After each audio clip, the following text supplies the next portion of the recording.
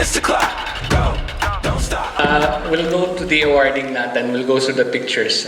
So the beginners, and this is according to beginners, intermediate, and for the beginners, I'm so happy for you. Nalipay ko kayo sa imo. Kay you really, the story was, I was overwhelming him with information. Pero hindi pa nga ganun kalalim na information, di ba? Tapos, he was looking at me parang, what the freak? Di ba? Then he was trying to remember, and sabi ko sa kanya, sabi ko? Just shoot lang. So we had exercises kasi he's interested in symmetry. So we had an exercise quick, tapos feedback, and then try again in different angles. So I just basically told him, without telling him yung theme, I just basically told him that if you like symmetry, then use that. Add plus mo na lang. And this is what happened. Okay? Okay, so what we loved about this is basically yung triangle stride. This serves as a lesson to you also, that a tip also, that when you're capturing people walking, make sure naka-stride sila. If there's nothing else interesting about it, para, you know. But the thing is, maganda kasi puro yellow, tsaka may blue background and then blue school. Diba? Ateneo. And this is a candid photo. Naghulat ka din, no? Oh, so naghulat siya. So one of the tips also is to wait. You can wait forever if you want to, but I didn't anymore because I met my wife.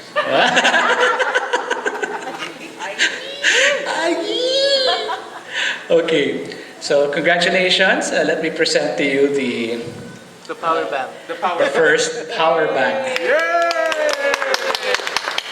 And the next slide, please. Okay, the second is the beginner na category. What we loved about this is there's a sense of place.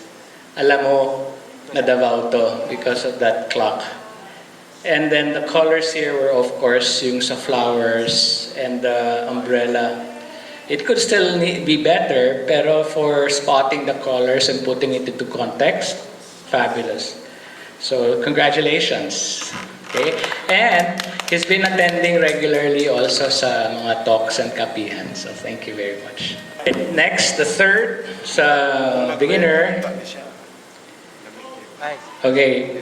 Now, the funny part about this photo that Chris took was that she was really excited about it. And yung enthusiasm niya was quite contagious. Hi, Cher! There you go. Come on in. Come on down. Come on. Woo! Paulaw-ulaw ko na. Oy! Come on down! Okay. Kanindot ni kay because of the sun's reflections there, pero meron rin ang glimpses of the crane, and green and blue is mixes as well. So in terms of architecture, this is very good color, taken by a phone, no? High HDR, the angle is there, no? Huge. So thank you very much. We loved it. Thank you. And never stop yung enthusiasm mo, because it's contagious. It reminds me of me also. Okay, thank you. Congratulations. Okay, on the fourth now, which is the intermediate level. Unfortunately, he's not here, si Joshua. Nag-chat kami. Unfortunately, he couldn't make it because of his lolo. He's sick right now, siya taga-bantay. But instead, he assigned si Ryan to be part of, to proxy in his behalf. So come on down, Ryan. Ang ganda, oh. Look at the face, oh. Look at the expression niya. Look at the colors. Now, people would think it's a dull scene, di ba? It's not. It's filled with color. It's what? It's a lively scene despite of the darkness. Sasabihin na, anong tawag na yung joke nila sa Manila, it's too dark. It's too dark. It could be, but it can also mean the atmosphere was really dark at the time. Emotion. Look at that face, oh. That moment. The connections, then the colors. So congratulations, Josh. Thank you very much. Next slide, please. Okay, we loved about this place was, of course, the colors, the action, but most especially yung blur. Si Jay used this, now si Ryan used this also as a technique. The blur, the colors, it's really bright talaga. I-saturate mo, dili, no? Kasi it's the natural color siya. Gamay lang, oo. Kasi you can do that gamay. Kaya it's dull, but not too saturated. You can lift the vibrance also if you want that, no? But never totally go out of your way and out of the levels kasi that's fake already, di ba, manipulation. But if you want to express it that way, okay pagyapon. Halal. That's the key there. Kung wala yung halal, that would have been an ordinary scene lang. So that's a tip also, that you have to look for mga context clues. No? So congratulations. Sige, next. Okay, still in the intermediate level. This guy, kung daog pa siya sa raffle, ambot. No? Ngayon na lang. I will check kasi, later kukwento ko yung raffle kasi may galaw So, random events happen, nagalaw. Alright, we love about this because it plays with scale also, para may force perspective. But you notice na merong symmetry and then yung human element that is covered as well and the color, so this fits the bill. Although, when I saw him sharing sa kanyang feed, yung mga pictures, there are even better photos. Di ba lisod mag-choose, no? That's the dilemma of street photography because there's so many na magaganda, which one? And this is why we gave you 24 hours. But in spite of that, lisod pagyapon, no? You have to call a friend na if you want to be sure. Basta wag lang yung judges. Yeah. Pero depende. Okay, so congratulations. Okay, the next one. This we love because it's a typical scene. But the surprising part kasi is that it's done in the city mismo. Yung parang one of the... Sa RCBC, murag sa RBC pa na asan Sa Boulevard area. Along Boulevard. So it's unique kasi nakaabot ka Boulevard. Ang route naman kay pa-Boulevard din, Parojas. So they went out of their way. So it's not tapos it's bright pa, no? Hindi pa nagadagong, no? Ang swerte. The headless has always been part of street photography. It shows anonymity and it could be anybody and sense of mystery. Kiwi lang siya, and that's all right because sometimes you don't need to straighten it lang. Only the really strict ones are wanting to do that. Dogma ba? That it has to be like that. But if it works, it works. So congratulations, Jay. To the advanced na, dua sila. Sorry. Nag-skip. Okay. Now, it was blind. Yung judging selection was blind, so no one knew whose picture was. Kasi if you put the names, bias na yan, di ba? So we played well, and classic ang balloons. Actually, cliche na siya. Cliche meaning it's been the same thing over and over again.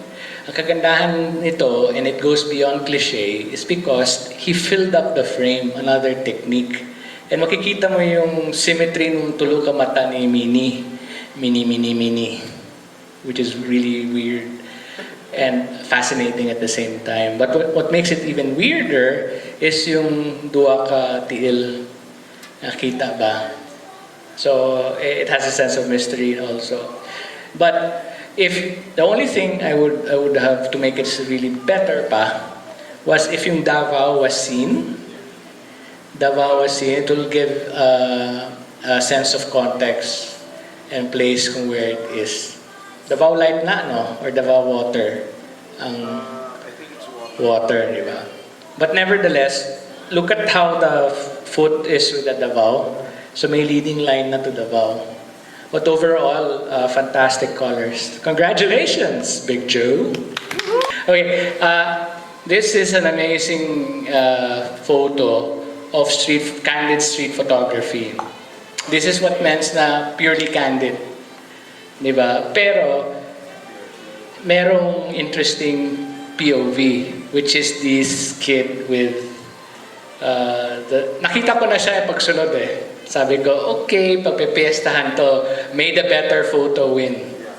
Kasi siya lang yung interesting among all the usual things that we see sa Rojas. Kaya nga, I was waiting eh. Eto nga, may nag-submit, dalawa. And both of them, yeah. So maganda siya, colorful, but ang ganda kasi ng expression ng kid, yung pag ganon. And then yung gear niya, parang kinain na ba siya nung dinosaur? Tapos may kakainin pa siya. Di ba? So congratulations. Tapos tupad to sa side, yung bayi. Crop na yung dead ni crop, no? As is lang na. See, you don't crop when it's already. Kasi I like the kid there that's looking towards the left. Di ba? So it's pretty good. Congratulations. Okay, congratulations. Sila Alex and I and si Carlo with a K selected this. Now it's the same as Edral's subject, but it's totally different. How? It's much nearer, so he was able to go front. But what's so surprising about this is that look at the people at the back. May mga ganap, which is yung kumakain sila nung ice cream, softy ice cream. Tapos may eye contact pa. Why is eye contact important? Because that means at that moment na na-realize niya, or before he even realizes being shot, captured the moment. And the mother was just there. Now, question, can this be posted? Yes, it can. The parents there, like that. At saka, he's not in a compromising position. He's in fact in costume. So if a parent would have their kids wear something like that, isn't it parang attracting attention? Di ba? Unless na he's doing something else in the costume, then bawal yan. So it's really about discernment if you're going to really shoot or not. Pero this is a great shot. And meron pa sa likod, may tiger pa, ek sa likod. Di ba? So congratulations, Hermano Yuyi. And nice, no? Ang iyang POV line and the colors. So that works. Next, please. Si Roy. Sana, maganda to kasi low angle and color, pero medyo may kulang pang colors, ang daming empty space. But it's a nice low angle and spot on if yung subject mo is the jeep and yung context niya. Next.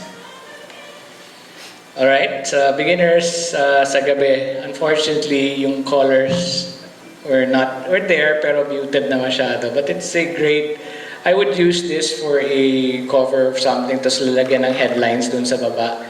You can do that. If you have negative spaces, you can use that as where you put your headlines and other information. Okay, next. Okay, si Mac. Kay Mac ba to? Amora. Oh, I think this is Mac Amora's. Maganda yung colors niya. Maganda yung swirl. Pero there's something missing with it. Pero love the colors and the swirl. Maybe kung nag-eye contact yung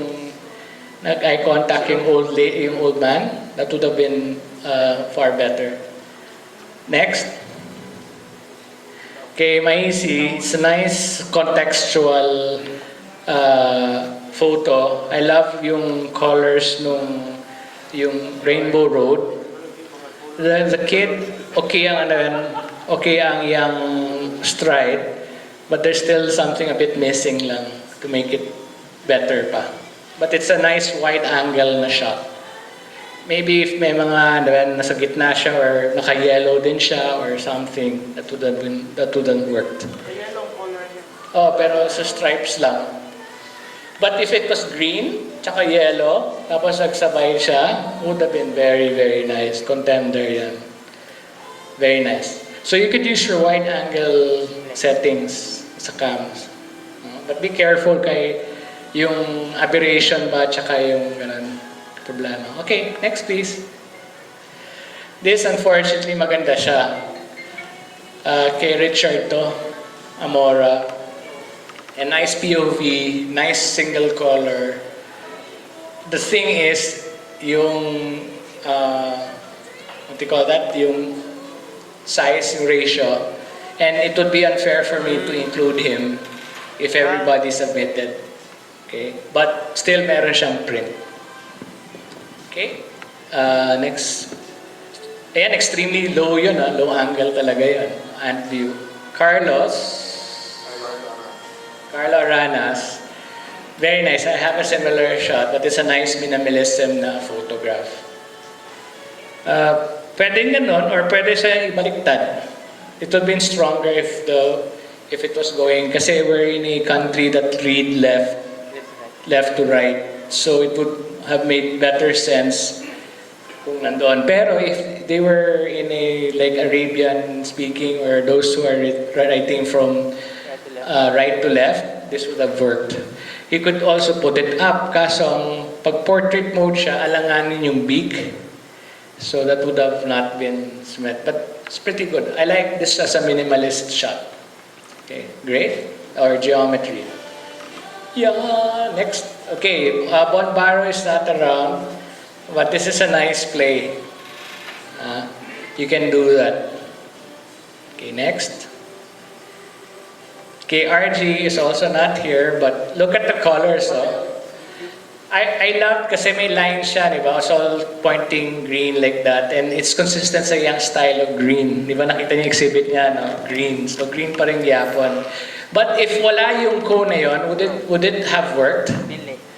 Parang mas mahina siya, mahinay siya. So maganda yung anchor point, tapos trio ba? May rule of threes. The shadow is a nice touch eh. The shadow makes that as well. Daghan naga-shoot niya, no? Daghan naga-shoot niya, no? Last night. Also balance the picture. Yes, balance din siya. See? Walang empty space except for the front, which is okay. Kasi if meron yan laman, mas maganda. But this is pretty good. So, may BTS gane. Okay, and then the next one. U1 is fantastic. I love this shot. Ang problema lang kasi, he's out of his comfort zone na he likes black and white eh. So he's forced to shoot color. But it's not totally color. May black and white pa rin. Ang kulit niya, no? Insisting pa rin siya to get the black and white. But what I love about this is there's a forced perspective. And there's a place with your head. Now, if you're neurotic like me, sorry, I'm not a neurotic. You'll see other things in the photo. Do you see? What do you see? A turtle, a dinosaur, ano pa? A creature of the night from the ground! Di ba? The devil! Sort of. But it's a nice play. A frog, it can be. So this is pareidolia.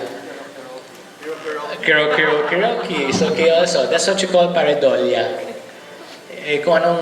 That's why we don't put captions. Kasi if you put captions, may bias na. Let the viewer see it for himself. Interpret it. Sabay mo? Asan eh? Sa may atbang sa Marco Polo. Okay. Sa park. Oo, may ginabuhat. No? Ay, nakalapos na siya.